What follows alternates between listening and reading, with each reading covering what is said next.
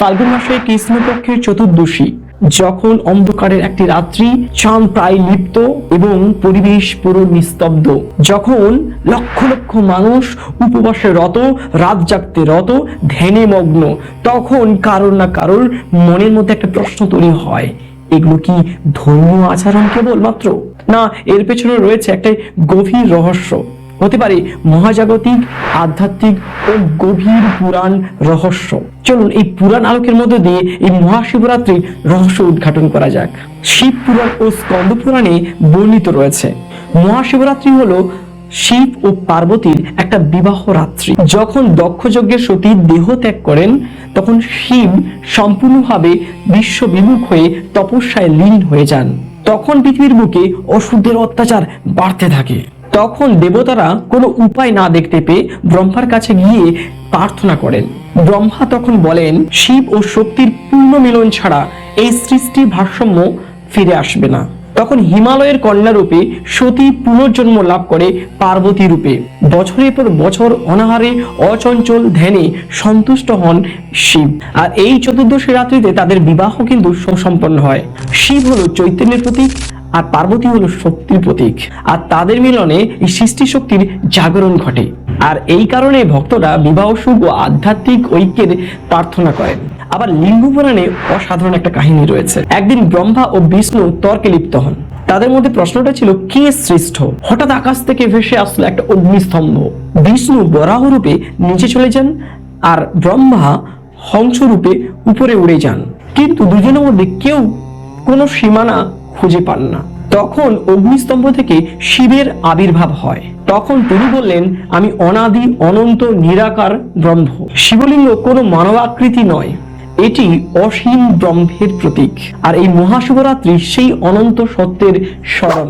আবার ভগবত ও পূর্বপুরাণে বর্ণিত রয়েছে, এই অমৃতের আশায় দেবতারা ও অসুরেরা সমুদ্র মন্থন করেন।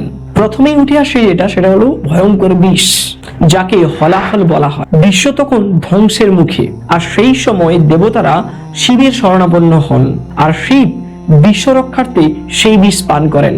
আর পার্বতী সেই সময় তার কণ্ঠটা চেপে ধরেন, আর সেই বিষ গলায় গিয়ে স্থির হয়ে যায়, আর সেই সময় তার কণ্ঠ নীল হয়ে যায়, আর তখনই তিনি হন নীলকণ্ঠ। তাই বলা হয় শিব নিজে কষ্ট গ্রহণ করে বিশ্বকে রক্ষা করেন। আর এই মহাশিবরাত্রি হয়তো সেই ত্যাগের একটি স্মরণ। আর এই শিবরাত্রিতে শিব কিন্তু তাণ্ডব নৃত্য করেন। তাণ্ডব মানে সৃষ্টি, স্থিতি, সংহার। নটরাজের প্রতিটি অঙ্গভঙ্গির একটি অর্থ রয়েছে। ডমরু হলো সৃষ্টি শব্দের প্রতীক, অগ্নি হলো ধ্বংসের প্রতীক, অভয় মুদ্রা হলো রক্ষার প্রতীক, আর পদতলে অসুর মানে অজ্ঞানের প্রতীক। আর এই নৃত্য মহাবিশ্বে গতি ও পরিবর্তনের একটি প্রতীক। আবারও শিব পুরাণে বর্ণিত হয়েছে, এক শিকারী নাকি জঙ্গলে পথ হারায়, সারা রাত জেগে থাকে বেল গাছের মধ্যে। অজান্তে বেলপাতা ঝরে পড়ে শিবলিঙ্গের মাথার ওপর। সে অজান্তে উপবাস ও জাগরণ পালন করে ফেলে। শিব সন্তুষ্ট হয়ে তাকে মোক্ষ দান করেন। এই রাত্রি এত পবিত্র যে অজান্তে শিবশরণ মুক্তি দিতে পারে। আরো পুরাণে বলা রয়েছে, এই রাত্রিতে উপবাস ও জাগরণ ও রুদ্রাভিষেক করলে পাপ ক্ষয় হয়, কর্মবন্ধন ছিন্ন হয়, আত্মা পরমাত্মার সান্নিধ্যে পৌঁছায়। চতুর্দশী তিথিতে চন্দ্রের প্রভাব ক্ষীণ হয়। মন যখন স্থির, তখন আত্মচেতনা জাগরিত হয়। মহাশিবরাত্রি হলো অন্ধকার থেকে আলোর সন্ধানের রাত্রি। মহাশিবরাত্রি শুধুমাত্র উৎসব নয়, এটি শিব শক্তির একটি মিলন, অনন্ত ব্রহ্মের উপলব্ধি, সৃষ্টির চিরন্তন নিত্য এবং মুখ্যের আহ্বান। পুরাণ আমাদের শেখায়, অন্ধকার যতই গভীর হোক না কেন, তার অন্তরে লুকিয়ে রয়েছে একটি জ্যোতি। এই মহাশিবরাত্রিতে শুধুমাত্র পূজা নয়, নিজের অন্তরের অন্ধকারে ভেঙে আলোর দিকে এগিয়ে যাওয়া। তাই সবাই বলুন, হর হর মহাদেব। আর এই মহাশিবরাত্রি সম্পর্কে অজানা যদি তথ্য আপনাদের জানা থাকে, অবভিয়াসলি কমেন্ট বক্সে শেয়ার করতে পারেন।